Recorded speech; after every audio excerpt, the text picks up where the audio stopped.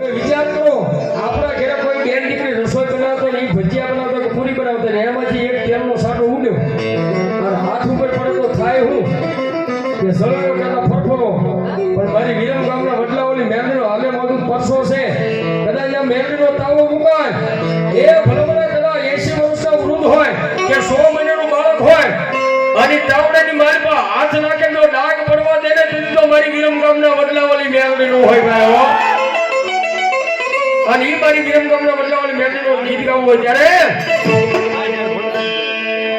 એ બાને ફૂટ્યો વડલો વાલો રે